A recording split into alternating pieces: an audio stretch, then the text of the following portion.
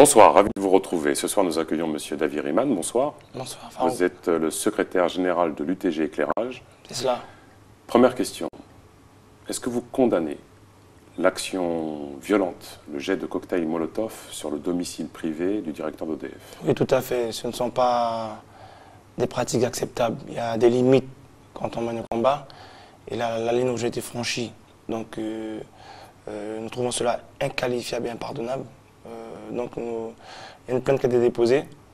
Nous souhaitons que justice soit faite, que la lumière soit faite sur cette affaire. Vous désolidarisez complètement de cet acte crapuleux. On ne peut pas c'est faire la part des choses, quoi. Ah non, comme j'ai dit, il y a une limite dans tout ce qu'on fait dans la vie. Et ça, non. Là, non, pas du tout. Nous ne sommes pas du tout, mais pas du tout solidaires à ce genre de choses-là.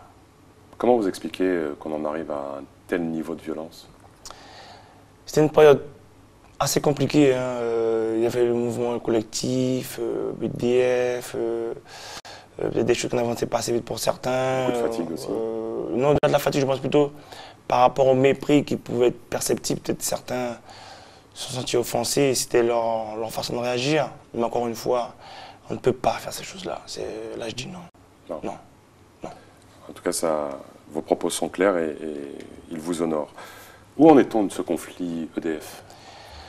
Écoutez, on a avancé sur le cadre de revendication.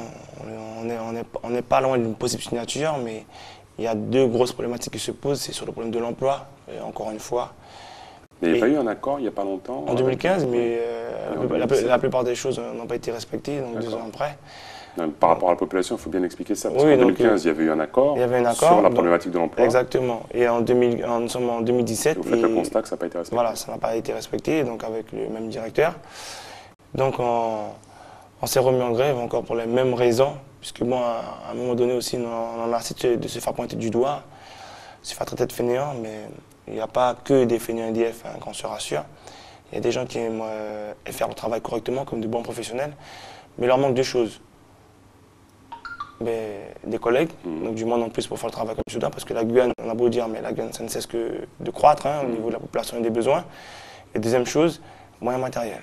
Donc si on n'avait pas ça, vous ne pouvez pas faire face. Et de surcroît, vous avez des entreprises qui travaillent avec nous, qui elles-mêmes non plus n'arrivent pas à suivre la cadence, tellement que la demande elle se fait pressante de plus en plus.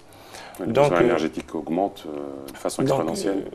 Vous connaissez tous notre posture sur la situation énergétique en Guyane. La PPE, elle ne répond pas aux besoins? Non.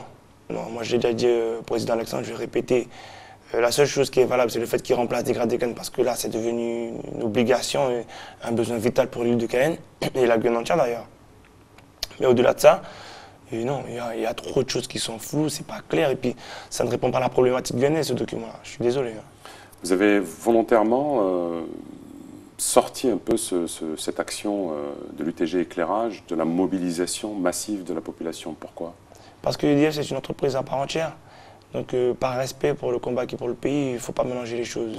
Donc, volontairement, on a laissé de côté les camarades en grève depuis 5 semaines déjà, avant qu'on signe l'accord de Guyane. On jouait le jeu et pour ça, je les salue, je les remercie. Ils m'ont dit non, secrétaire, c'est un combat pour le pays, on fait la part des choses. Malgré tout, je menais de front la négociation pour la Guyane et en même temps EDF aussi, on avançait. Au bout de 2 semaines et demie de mobilisation, on commençait à avoir un accord signable.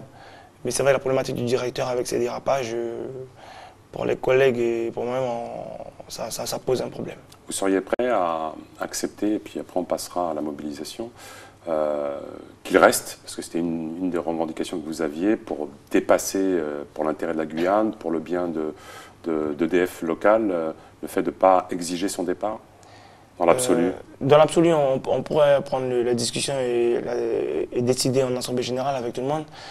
Moi, ça ne me poserait pas de problème de le faire. Mais moi, je dirais attention, tout le monde va devoir assumer ce qui pourrait se passer après. Donc aujourd'hui, vous êtes prêt à faire un pas? Oui, mais tout n'est pas figé, ça bouge tout le temps. On sait que les tensions sont exacerbées par rapport au comportement et les actions qu'il a pu occasionner. Après, à un moment donné, il faut dépassionner la chose, il faut dépassionner le débat, poser les choses concrètement sur la table et voir ce qu'on peut faire. Donc si c'est pour dire, bon écoutez, vous voulez qu'il reste? Allez, on va dire, on serait peut-être même prêt à dire chiche, mais moi je dis attention. C'est sûr qu'en son départ, et pour nous, ça pourrait être un impératif. Mais s'il reste, moi je dis attention. attention. On est entre nous. Je vais demander à nos téléspectateurs de se boucher les oreilles. Qu'est-ce que ça fait, M. Davy-Rihman, d'être entouré d'élus, le préfet, le drapeau guyanais et signer les accords de Guyane? Ça va être quand même quelque chose d'enivrant.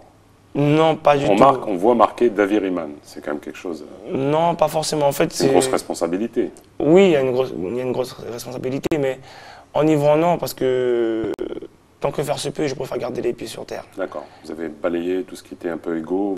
Ah ouais, non, mais ça vraiment pour la Guyane. Oui, ça m'atteint pas du tout.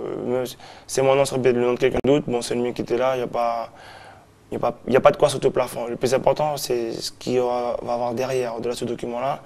C'est le suivi, c'est de s'assurer que l'État tienne ses engagements. À ceux qui disent, comme aujourd'hui, nos confrères de GuyaWeb, qui disent que finalement, les 2,1 milliards supplémentaires, ce n'est pas vraiment quelque chose qui est acté par l'État. L'État a acté et s'engage. Maintenant, quand on dit que ce n'est pas acquis, oui, parce que ce n'est pas encore dans la poche, ce n'est pas encore arrivé sur le compte bancaire de Pierre-Paul Jacques, ce n'est pas encore là, ce n'est pas palpable. Et dans l'interprétation, je peux comprendre cela.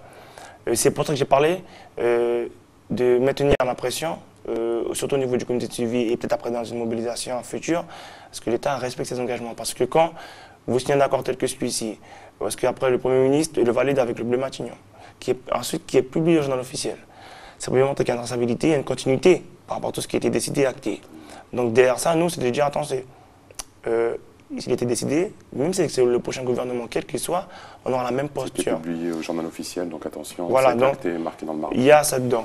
Maintenant, quand on discute sur où mettre, comment, et quelles sont les priorités absolues, là je dis oui, il n'y a pas de souci.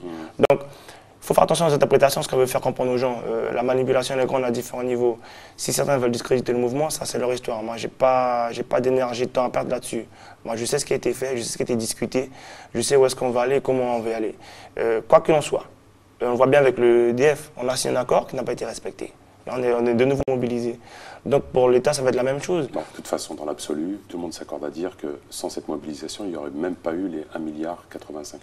Déjà, mais au-delà, après, moi, ce que j'aime dire, c'est qu'au-delà de l'argent qui a été validé ou pas, c'est la prise de conscience que tout un chacun doit avoir. C'est-à-dire que si les gars ne se décident pas à régler leurs problèmes, on ne le fera pas pour eux. Il faut qu'on arrête de croire que c'est papa France ou maman France qui vont te dire, moi, ben voilà, je change ta couche et c'est fini. Non, on ne sommes plus des gamins, on ne sommes plus des bébés. On arrive à une maturité d'esprit et de conscience qui fait qu'on doit savoir ce qu'on veut. Et c'est pour ça que le projet Guyane va être prépondérant pour dire effectivement comment les Guyanais voient l'avenir, le développement de ce territoire-là. Et tout le monde sera concerné, tout le monde sera questionné sur le sujet. Et sur toutes sortes de thématiques, en passant par la culture, le sport, la fiscalité, tout va être passé au crible. Dernière petite question. Puisque vous portez un peu cette mobilisation, vous serez candidat aux prochaines élections législatives, Davy-Rihman. Alors...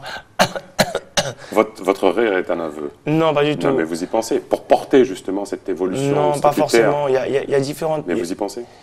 Non, il y a différentes possibilités de porter ces choses-là. Aujourd'hui, il y a un mouvement populaire, je ne me suis pas penché vraiment sur la candidature législative ou quelconque fonction politique à l'heure actuelle.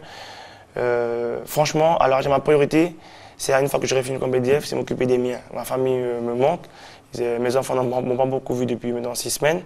C'est ma priorité de les voir parce qu'ils sont encore petits et j'en ai besoin. Ce sera le mot de la fin, le mot pour la famille. Merci, monsieur Davy-Rihman. Merci. Merci d'avoir suivi cette émission. Les programmes continuent sur ATV Guyane. Tchembered, les amis.